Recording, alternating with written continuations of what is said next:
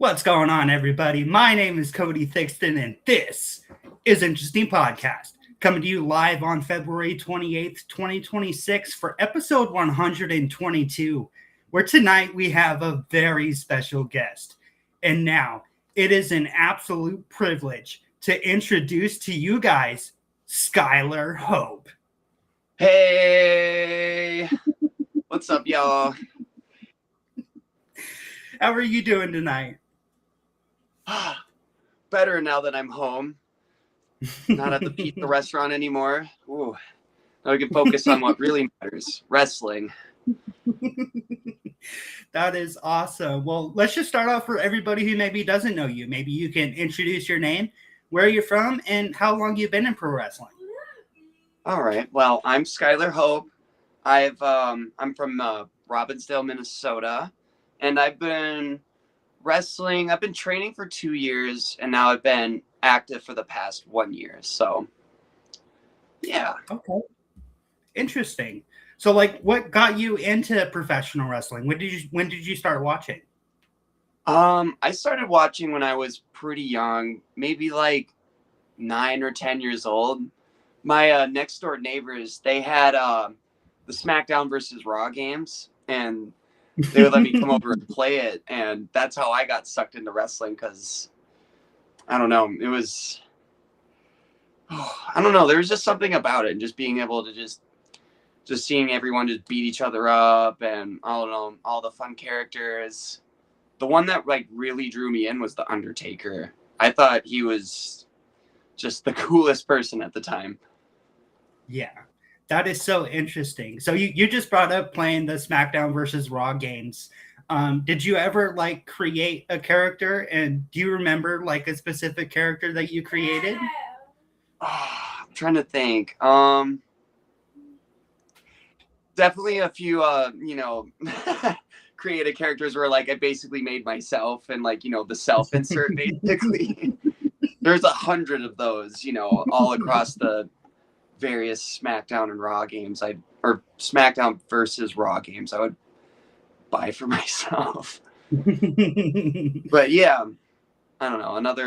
Sometimes I would, I would make like a really disgusting character, like, cause with the SmackDown versus Raw games, like it was really detailed with like the creative superstars. So you could make the most disgusting looking person of all time if you really wanted to. Yeah, like being able to like add weight or like shrink the head and all these. Yeah, like make their eyes bulge out and stuff, like sink their face in. Yeah, that is awesome. Well, you had also just brought up the Undertaker. Were there other wrestlers that you really gravitated toward? I gravitated a lot towards Christian when I was growing up. I really liked Christian because it was right around like the kind of like the tail end of ECW, the WWE version of ECW. Yeah. And that's when they were pushing Christian as the champion at the time, and I really got into him. And who else? Goldust. I really liked Goldust. Goldust was really cool. I don't know. That is awesome.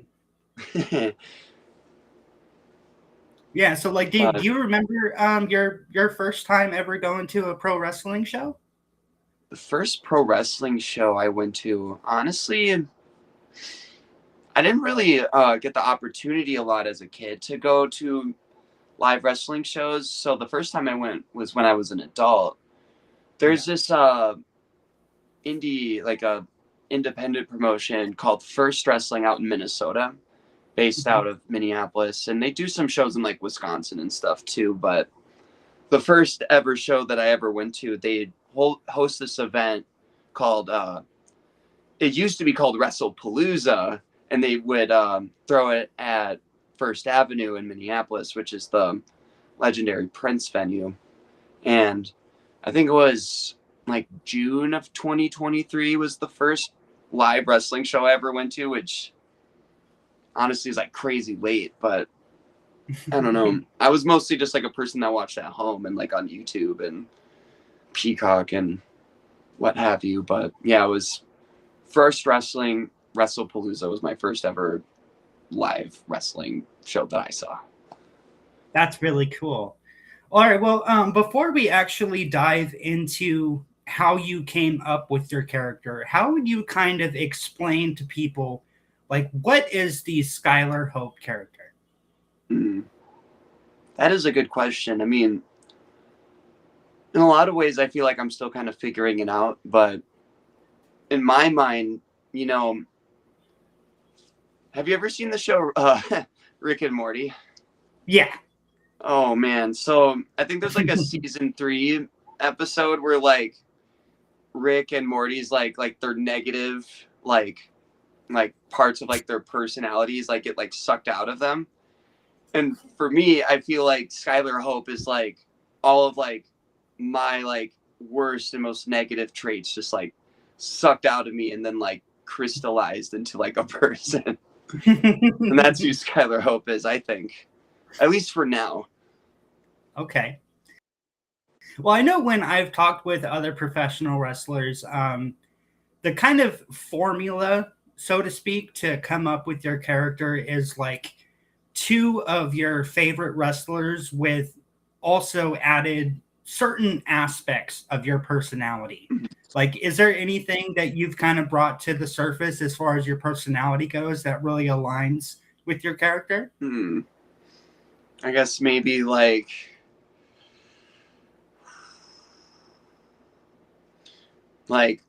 maybe like that little bit like in the back of my head, like my arrogance. Like I feel like that kind of like shines through with Skylar Hope. Like oh, I can do that. I can do that much better than you can. In fact, let me show you how it's done. I don't know. There's that, and also just kind of maybe being a little bratty too. I don't know, for a lack of a better term. No, that sounds good. So I saw that you actually trained at Grit City Pro Wrestling, if I'm not mistaken. Yeah.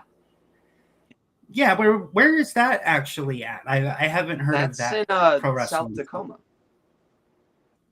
Oh, okay. Yeah, it's actually it's in Edison Square, and it's about like it's like 3 or 4 like doors down from the place where SOS hosts its monthly shows.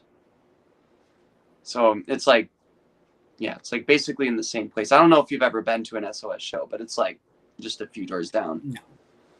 But okay. Yeah. So like who's the head trainer there? Ethan HD. Oh, nice. Yeah. Okay, yeah, I've seen him before at an indie show. He's pretty good. Yeah, no, I love him. I love him a lot. He taught me so much. And the other coaches are Pitfall Jones and Johnny Flynn, if you know either of those two. Yeah, I've heard of Pitfall Jones. I don't know about the Flynn guy. I haven't really heard that. So. Fair enough. That's okay. Like, what was one thing that Ethan HD taught you that you really were like, that is amazing? Like, I need to keep that in the back of my mind if I'm going to be performing. You know, You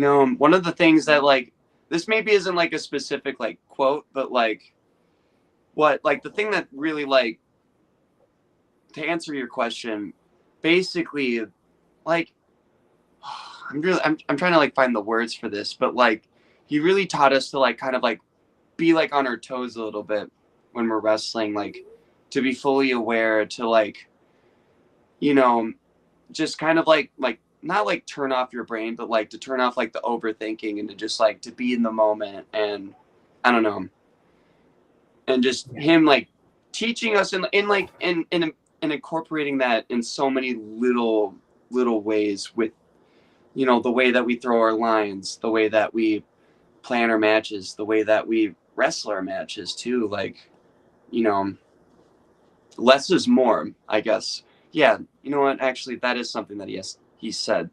Less is more, and that has always like really struck with me. I don't know.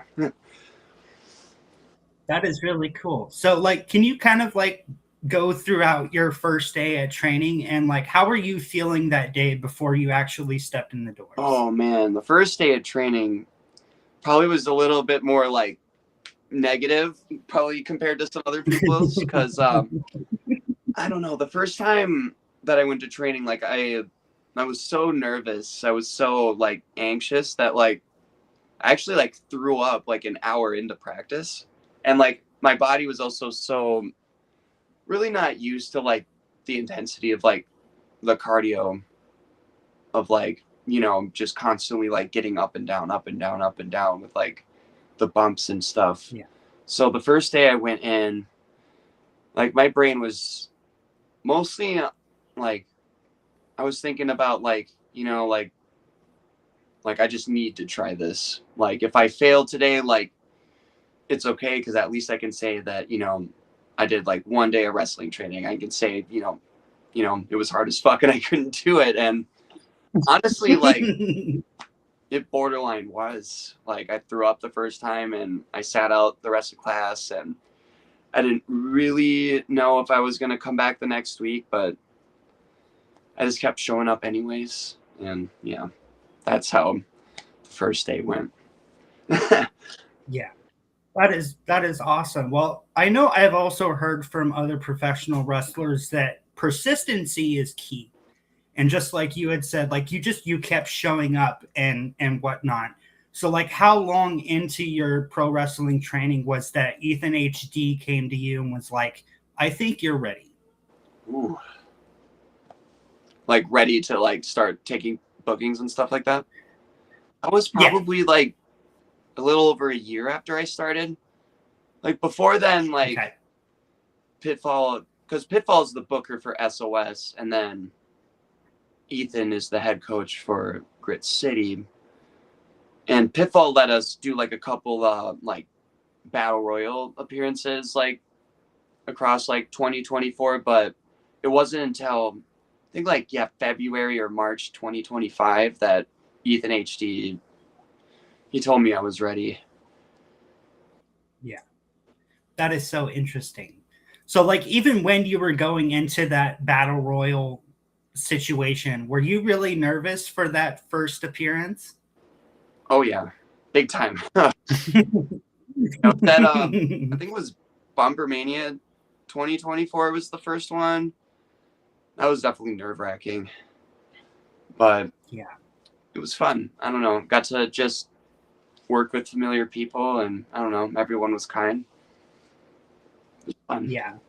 So like when you're heading into a new environment or somebody who you haven't wrestled with, are there any like pre-match rituals that you'll go through to kind of calm those nerves? A little bit, yeah. I like to, I don't know, definitely just like keep my own space a little bit. Just like I try not to go over the match too much in my own head. Like I'll go and I'll run it over with whoever I'm wrestling, but for my own like kind of pre-show ritual, I kind of just need to this almost, I wouldn't call it like meditation, but just kind of like just like letting all like the thoughts just run out of my head and just kind of like allow myself to just be for like a few minutes and just calm down and let the nerves just kind of run their course, and then I start stretching. Yeah. Yeah. Well, I know there was one time where I actually went to OPWS just for like a tryout and whatever. And the first thing that Ricky Gibson told us was to not judge anybody based off of how they're performing, because you would not want to be judged for how you're performing.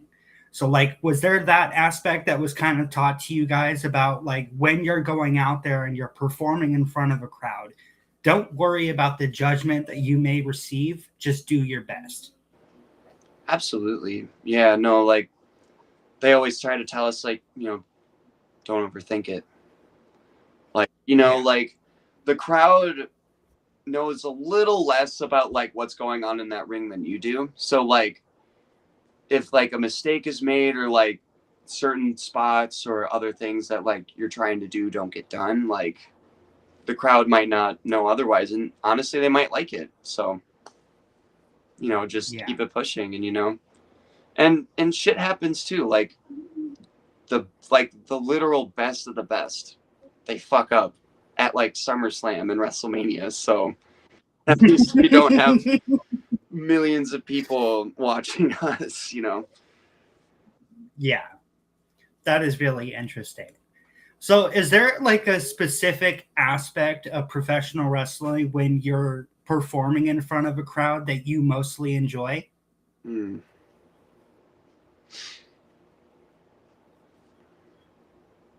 Wait, repeat that question. I'm sorry. No, it's fine. Is there like a specific aspect of performing in front of a crowd that you mostly enjoy? I mean, I love just talking, for lack of a better term, I love just talking shit to the crowd. I don't know, I love being able to just like see and hear the reactions in real time when I just like, especially when I first come out and they don't know who I am and they might start cheering for me. So then I get to disappoint them. And I love doing that, because sometimes like you come out, they start booing you right away, but it's when they start kind of cheering for you a little bit, then it's like, oh no. Like, here's who I am. Oh, that is awesome. That's probably the best answer that I've actually heard. Thank you. That's awesome. All right. So I was going throughout your videos and I saw that you came up with the Destino finisher. Like, how did you come up with that move? And you were like, you know what? This is going to be my finisher. Do you know Tetsuya Naito, the New Japan wrestler? No. Well, that's his finisher. And me and my really good friend Terry, we were watching his matches, and I don't know. Honestly, he was the one who suggested it for me, because at the time, I don't know, my old finisher, the headlock driver, it just wasn't doing it for me anymore. And I don't know. We workshopped it together in class, and I just like that rush, that feeling of just whipping upside down, and I don't know. It just it just felt like the one, like you see something and you're just like, oh, I gotta have it. I don't know. And that was the Destino for me. And then I don't know if the name is gonna stick around forever, but like visually, like what's there, like definitely gonna keep that. And I love it. Yeah, especially like flipping into a DDT. I was like, whoa, that's crazy. That's awesome. Thank you. It's a lot of fun. Of course. Oh, but I'm bigger guys, and they can't take it good. Yeah. Well, I know one thing that I've always wanted to bring up with somebody was like, I remember growing up and really being into skateboarding. Mm-hmm. And when people will sit there and watch you train, like let's say trying to land a move, almost like with professional wrestling, they see you struggle and struggle and struggle. And then as soon as you land it, everybody pops. Like they're so excited that you're actually able to do it. And it's like, did you feel that same way, kind of building up a repertoire for pro wrestling? Oh yeah, absolutely. And it's that feeling like 1,000 times, like all over again. Like with the Destino, honestly, with even just like the basic stuff, like hitting that first clothesline, hitting the first DDT, bulldog, crossbody. I don't know. Like, I think there was a day when I was trying to get the Destino down with my opponent, Cyrus Wilson, before one of our matches at CPW. I think this might have been in October. But yeah, we practiced it like I want to say like 30 different times. But like when we finally got it, it was like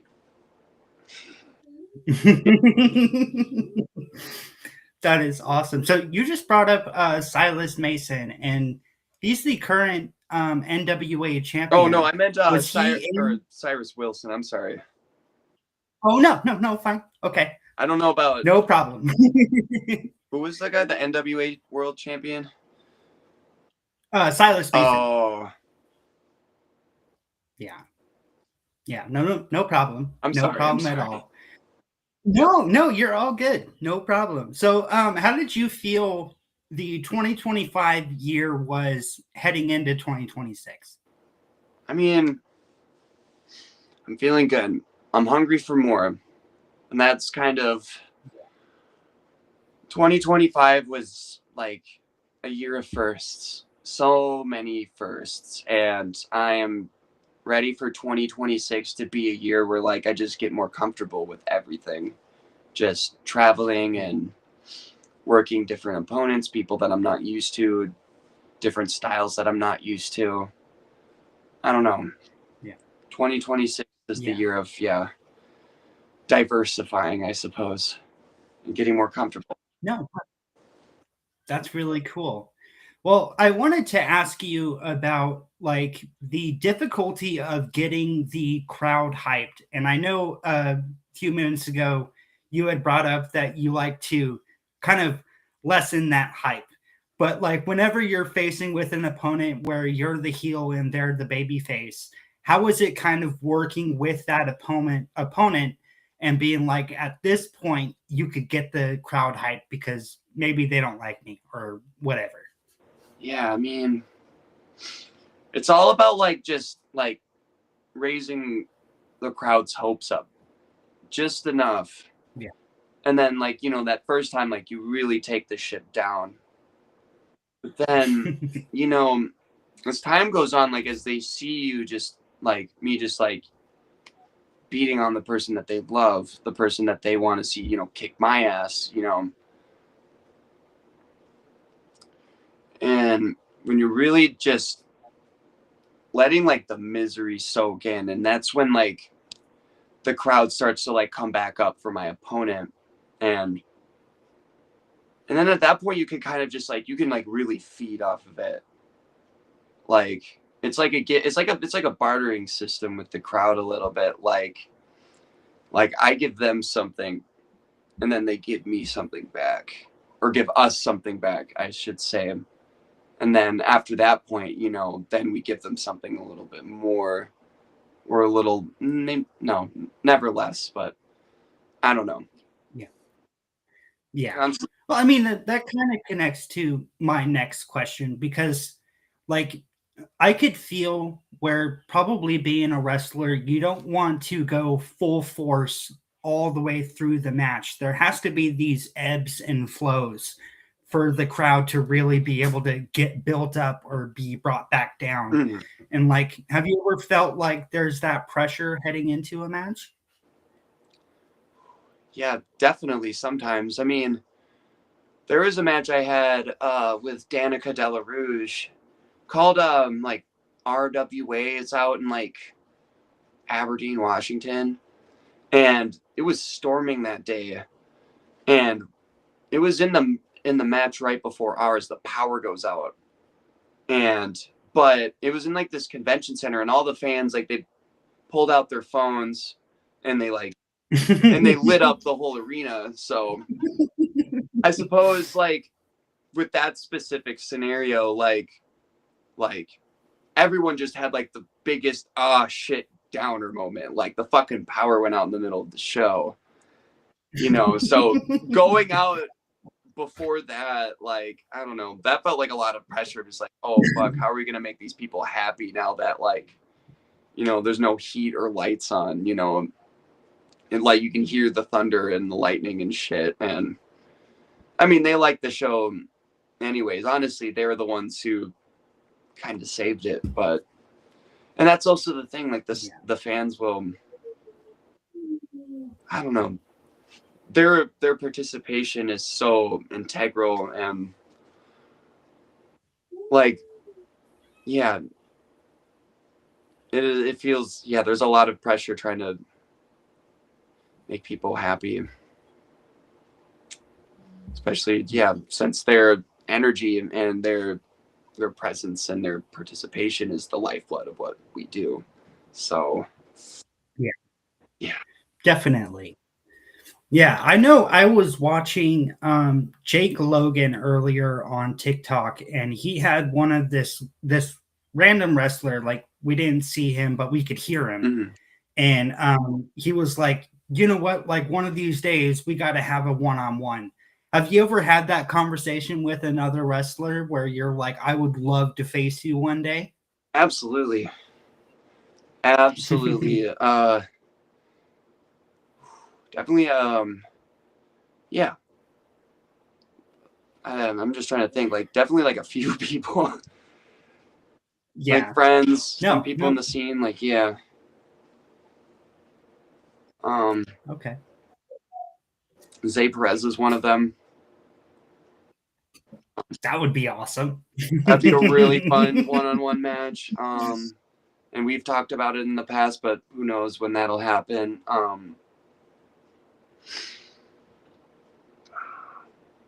Yeah, that's definitely one. There's another person, but we don't talk about him anymore because I think he got kicked out of our school. But that's neither here nor there. So Yeah.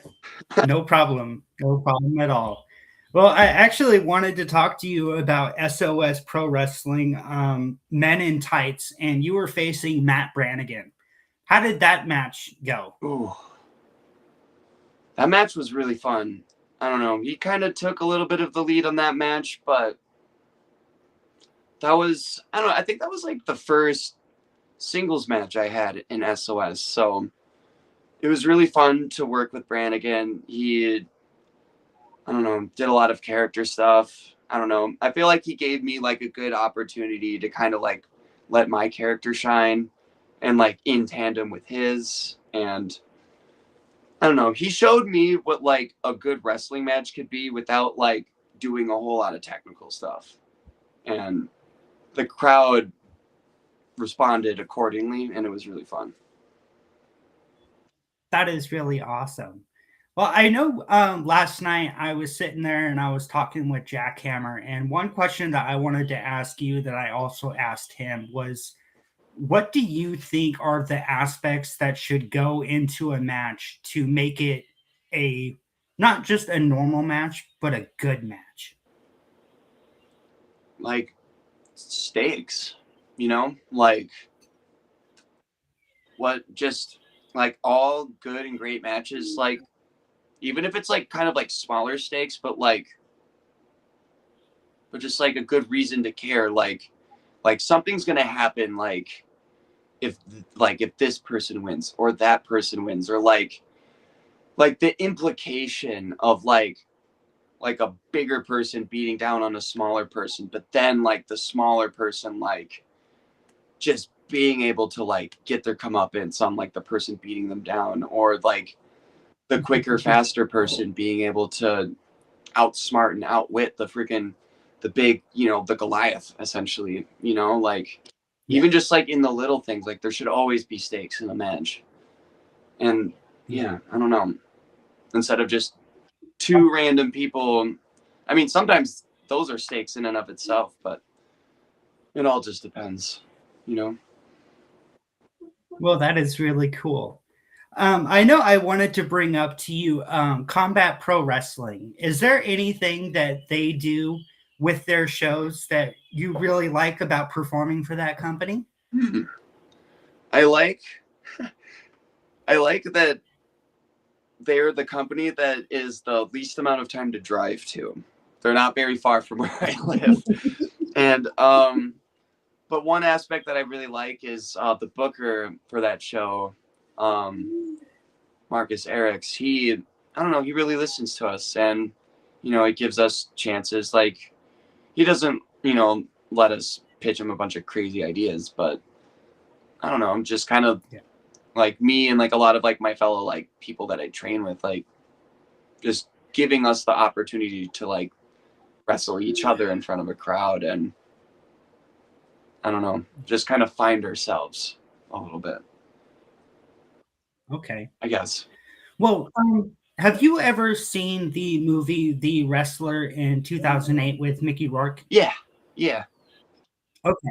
Yeah, so there's this one scene in that movie where they're all kind of standing backstage and somebody is like, oh, well, you should work the neck. And then the person next to him was like, oh, well, we're working the leg. And he's like, oh, you're working the leg? Okay. Like, you kind of have to coordinate with other people backstage based off of what they want to do in the ring so that it doesn't devalue their story that they're trying to tell. Yeah. Yeah. It's pretty like it's good practice to definitely like make sure that like no one's moves are getting replicated. Like most like wrestling promotions worth a damn will usually have just a meeting with everyone beforehand where we go over the card and make sure that like where we go over the finishes, like if there's if a match is doing like a hot start, make sure that there's not 3 of those happening in a night and stuff like that. So it definitely is a lot of like working together and making sure that everything gels good and there's no overlapping parts and moves. Okay. Yeah. Well, I think I was watching one CPW show with you against Cyrus Wilson and I don't know if I'm saying this correctly, Oogie? It's Oogie or Oogie. Oogie. Okay. Yeah. Okay. And when I was actually watching that match, it almost seemed like the commentators were over the actual crowd. Like it wasn't just them speaking into a microphone and like you could hear it. Is that correct? Yeah, no, the commentary is like live, like they just speak into microphones. It's not like just like one of those things. Yeah, and they're pretty loud. You can definitely hear them over the crowd at times. Yeah, And they'll talk I was shit. gonna ask you. It's like, oh, okay. Yeah, I was gonna ask you if that maybe like was a little bit of a distraction when you were actually performing. I mean, it's not that much of a distraction. Like you can kind of like tune it out a little bit. And SOS also has like live commentary, but their commentary is a little less distracting, I'll say. Okay. Whereas like, at CPW, I don't know. It's like sometimes they have like a 14-year-old kid on the commentary table, and that's a little like, okay, what are we doing here, guys? But not my company, but yeah, I don't know. Okay. Definitely just go ahead. Sorry. Oh no, you're good. I don't think. yeah, just distracting a little. Like I don't know. All right. Well, I think tomorrow you're going to be challenging for the CPW Wrestling Championship. So, what can we expect from that match? Oogie was my friend. Me and him were a heel team together. But at the last show, we had some dissension, and I turned face against him. So you're going to see good person Skylar. Babyface Skylar against a heel Oogie, and we're gonna try to bust out the Destino, try to get a couple of show off some new submission holds. Hopefully, try to get him to tap out. Nice. I'm excited. Okay. I'm excited to just duke it out.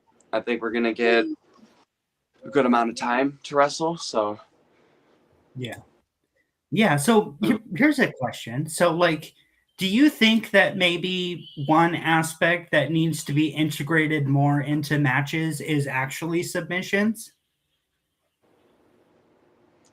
I like seeing more like grappling and definitely like working holds and submissions more. Like, I like seeing that. It's like, I think it's harder on the indie scene because, there's so many different types of crowds because there's the festival crowd. There's like kind of like the family show crowd. There's obviously like the super indie crowds like Defy and Prestige where, they love the submissions and the grappling. Like you can get away with it a lot easier there. But, it's doing like the submissions in a way where you can still get the crowd like, you know, off their phones and watching you, because so many people associate like holds and like things of that nature as like kind of like placeholders for the next thing, if that makes sense. Yeah. And I don't know, but in so many ways, like the holds and the submissions, like, you know, that's wrestling. But Yeah. I would like to see more of it, especially with the smaller shows, the more local stuff. Yeah. Okay. Well, can you kind of explain to everybody who maybe doesn't know the intricacies in professional wrestling where you earn opportunities? Like, what are some of your thoughts on that? Not sure. Could you rephrase that? I'm sorry. No, it's fine. Okay, so like let's say like you're heading into a championship match tomorrow. Like, is there Yeah. anything that you feel the company maybe saw in you where they were like, okay, we can now give that opportunity to that person, and you know they're gonna be able to perform and whatnot. I think it's just my hungriness a little bit, like just being able to just like show up and show out in the ways that they needed to in that moment, especially like in my matches against Cyrus over the summer and the fall. Like there was a couple times where like I think I was originally like slotted to lose, but then I don't know, I had cut like a halfway decent promo, and then the bookers at CPW were like, "Oh, well, you know what? Actually, we kind of like that. We're gonna change, you know, course a little bit, and we're gonna push you just a little bit." And then I don't know. Yeah. I think it was just like not to sound like I'm, you know, kissing my own bottom or anything, but yeah, I think just like my willingness to just show out and do more for the company than maybe some other wrestlers were, especially my opponent. Okay. Yes. No, that sounds totally fine. I actually wanted to talk to you about your Peak Sports Entertainment match against Murphy Madsen. Oh, yeah. Was there anything that she did in the ring that like you just loved about working with her? I mean, I love her character stuff. I love the 90s bit. I love I don't know, just like when she works a hold, she'll give you a noogie, you know, she'll do 2 for flinching and all that kind of stuff. You know, it's really fun to work with, especially with like a character like mine where like I feel like more curmudgeon-y and like a Scrooge, and she's so like bubbly and like, yeah, I'm a 90s kid. It just, I really like working with like big and bold characters, and Murphy Madsen has a really good character. Really fun to work with. Yeah. Well, I also know that at Reactive Pro Wrestling, you had faced Zeb Saint One, and there was this post on Facebook that he posted and said that you were somebody that he was really impressed with working with. So, like, how does that feel to, you know, receive those types of compliments? I mean, honestly, I was kind of surprised because I feel like over the weekend where like I had faced him, like I didn't really do that great of a job. It was still like, I think still like within the first like 25 matches I had. So like still like piecing it together a little bit, like in my head. So like receiving those compliments felt like, I don't know, they gave me a confidence boost for sure at a time when I needed it. So thank you, Zeb Saint One. That is awesome. So, like, I know we had just kind of gone over a couple of wrestlers that you've competed with. Was there anybody that like stands out as your favorite opponent? Ducky Dang. Ducky Dang is my favorite opponent. He's a really good friend of mine, but he's a technical wizard. Like, he just knows wrestling on just such a deep level. And like, we were kind of like I wouldn't say like quite neighbors, but like we lived in like the same neighborhood for like a really long time, and we frequently carpool together. And we had a match at Cannonball Arts for SOS, I think in December, and they just gave us like 8 minutes to tear the house down, and we did just so, and it was really fun. And I would really want to work with them again. Okay, that's awesome. So, like, what are some of your plans for the future? Like, what do you want to accomplish? I want to accomplish. Well, I definitely want to get a singles title under my belt. We'll see if that happens tomorrow. I definitely want to branch out more, wrestle down in California. Hopefully, make it to North Cal or maybe LA. I would definitely, wrestle in some more states. Hopefully, maybe even make it back to Minnesota, wrestle a show there in front of my friends and family. And I don't know. I suppose just I'm going to try to make it to, I think it was last year, 2025, I wrestled like 45 to 50 matches. So I'm going to try to double it this year, maybe try to get to 100. But we'll see. We'll see. I feel like those are achievable goals. Yeah, that is awesome. So is there any kind of like stipulation, like a ladder match, hardcore match, steel cage match that you want to eventually be able to perform in? Definitely a cage match. Like just have a blood feud with someone and then just lock us together in a cage and just last person standing wins. Oh, that is awesome.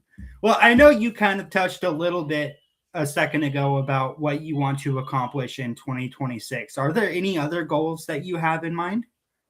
I mean, definitely, hopefully a singles match or even a tag match at, Defy. Make it up to Canada. Other goals. I also just want, I don't know, to connect with more with younger fans. With the kids, I don't know. Those are always the most fun people to like come up to the merch booth because I don't know. The love of wrestling is, I just feel like, I don't know. I definitely would want more of that and just interacting with, I don't know, just more fans in general too. Like, I love that. I love hearing people because you hear insiders and like when you're training long enough, like so many of like your other like perspectives that you're taking in from wrestling are just like other people that are in the business, but hearing from the fans and just being able to talk with them about it, I don't know, it's fun and I want to do more of that. That is really awesome. All right. Well, I just have one last question for you before we actually cut everything out. And I love hearing this perspective, but what does professional wrestling mean to you? What does professional wrestling mean? I mean, I think it's just like the visceral, like your body just